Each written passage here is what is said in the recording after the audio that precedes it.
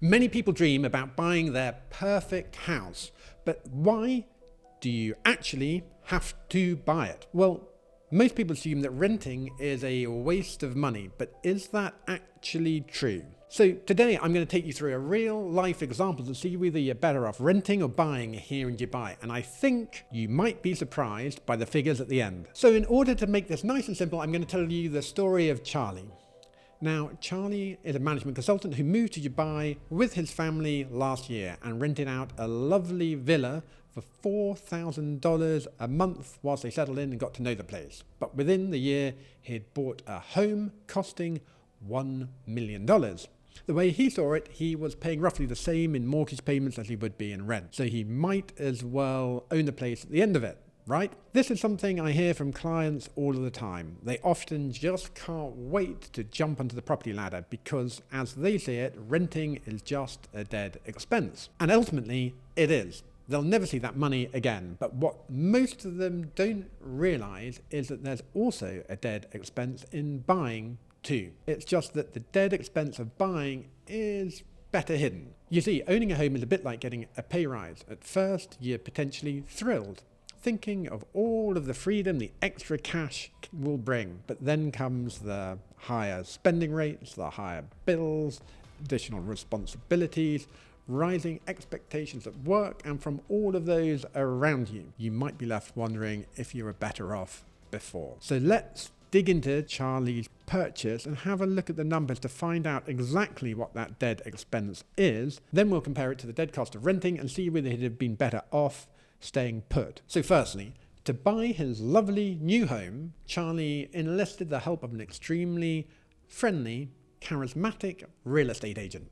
There are lots of them here in Dubai. They visited lots of the properties together and eventually Charlie narrowed it down to just one. But he wanted to make sure he was making a good decision, so he got the property inspected before moving forward. With no major issues, he then got to work filling out the paperwork. After all of the initial fees, which in Dubai can be anything from 8 to 10%, the property was finally his. But of course, all these different fees add up. Between the friendly real estate agent's 4% and the buyer's 4% transfer fees, which is a little bit like stamp duty in the UK, the various admin and government fees, then insurance, conveyancing, and the extra charges to actually purchase the cost, Charlie spent $80,000 on just buying the property. This is dead money that he's never going to see again. Now, in general, over time, you'll pay about 1% of your home's value absorbing these upfront purchasing costs. So for Charlie, that'll be $10,000 per year on his $1 million property. And that's just the tip of the iceberg. So what are the other less obvious expenses? So when Charlie was renting, he had a lot of problems.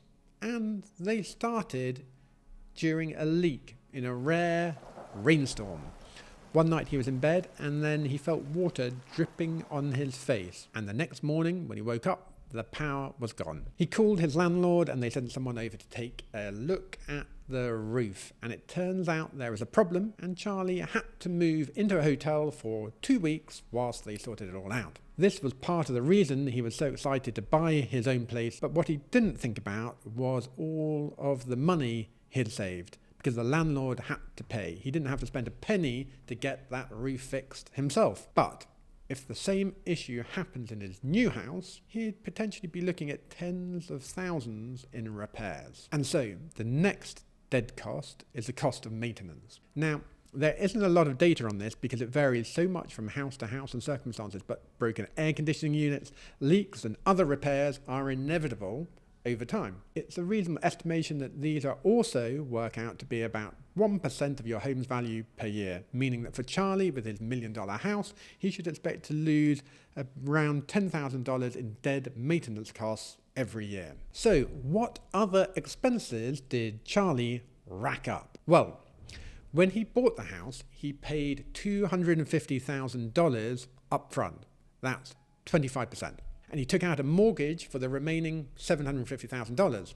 This means that he pays roughly $3,975 in mortgage repayments every month. So happy days, it's cheaper than his rent was. But this is all that most people think about, and they forget about this next dead expense. That is the cost of debt, because these mortgages have interest rates. That's obvious. And they're currently very high. So over time, we can potentially allow 5% as a dead cost for mortgage repayments. At $750,000, this works out to be at least $37,500 every year. And that's before you take into account the dead costs of that mortgage, such as property insurance or the life insurance that the bank requires you to put into place, probably with them, before they approve the mortgage in the first place. But it's not just the debt itself that has a cost. There's also another expense that no one thinks about, and it can be the most expensive of all. When Charlie decided to buy his house and spend that $250,000 on a down payment, he made a choice to invest that money in property. But he could have stayed renting, and he could have put that $250,000 to work in the stock market. So to make a side-by-side comparison, we need to try and put a value on that decision. And to do so, it's normally best to look at the data. We have decades of evidence that tells us property roughly gives us a return of 3.8% per year, including inflation.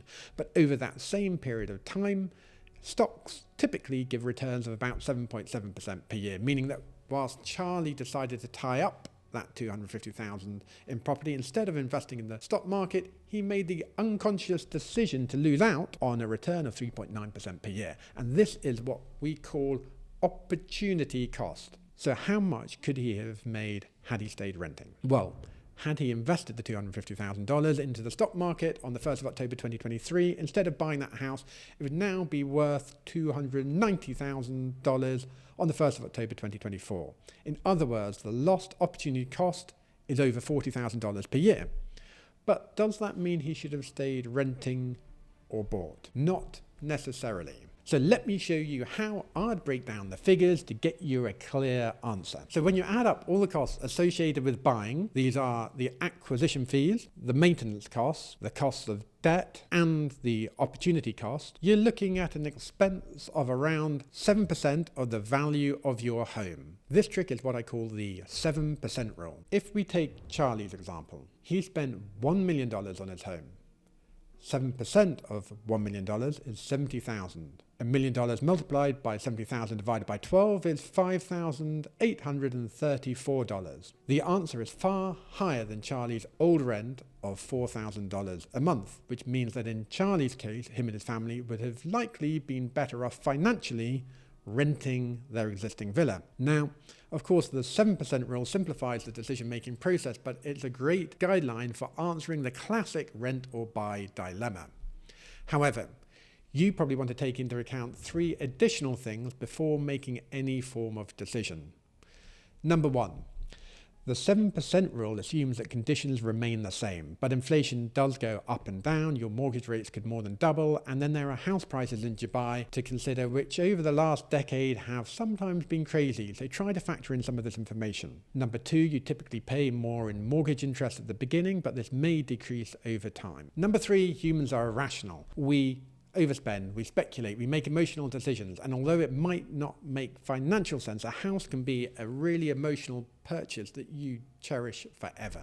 But if you are set on buying a house, there is one big financial mistake that I constantly see people making, and in some cases it costs them millions and millions of dollars. So check out this video next when I explain how to buy a house without a mortgage.